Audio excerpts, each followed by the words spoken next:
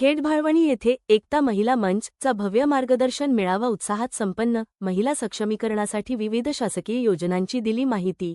सरपंच डॉ. संतोष साळुंखे यांच्या हस्ते क्रांतिज्योती सावित्रीबाई फुले यांच्या प्रतिमेचे पूजन. महिलांचे मनोबल वाढवून त्यांना रोजगाराच्या मुख्य प्रवाहात आणण्यासाठी एकता महिला मंच सातत्याने कार्यरत आहे.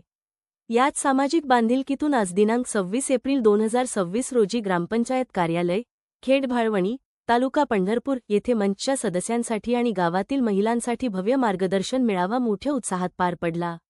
कार्यक्रमाची सुरुवात क्रांतिज्योती सावित्रीबाई फुले यांच्या प्रतिमेच्या पूजनाने झाली. गावचे सरपंच डॉ. संतोष साळुंखे आणि एकता महिला मंचच्या पदाधिकाऱ्यांच्या हस्ते प्रतिमा पूजन करून अभिवादन करण्यात आले. महिलांचे मनोबल वाढवणारे उपक्रम स्तुत्य. डॉ. संतोष साळुंखे यावेळी प्रमुख पाहुणे म्हणून बोलताना सरपंच डॉ. संतोष साळुंखे म्हणाले की एकता महिला मंचाचे कार्य अत्यंत कौतुकास्पद आहे. गावातील महिलांचा आत्मविश्वास वाढवण्यासाठी आणि त्यांना आर्थिकदृष्ट्या सक्षम करण्यासाठी असे उपक्रम काळाची गरज आहेत. भविष्यातही खेड-भाळवणीमध्ये महिलांच्या सामाजिक आणि सांस्कृतिक विकासासाठी तसेच रोजगाराभिमुख कार्यक्रमांसाठी ग्रामपंचायतीचे सदैव सहकार्य राहील. एकता महिला मंचचे प्रमुख प्रभाकर क्षीरसागर यांनी उपस्थितांना मार्गदर्शन करताना व्यासपीठाच्या उद्दिष्टांची माहिती दिली.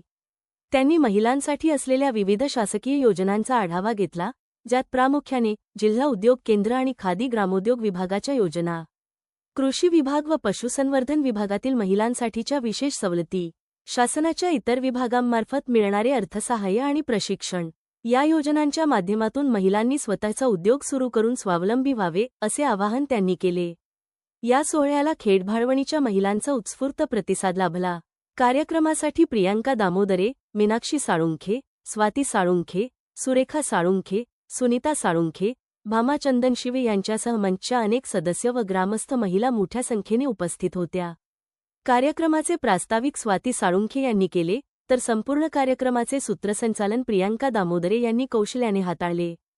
कार्यक्रमाच्या शेवटी मीनाक्षी साळुंखे यांनी उपस्थित सर्व मान्यवर आणि महिलांचे आभार मानले.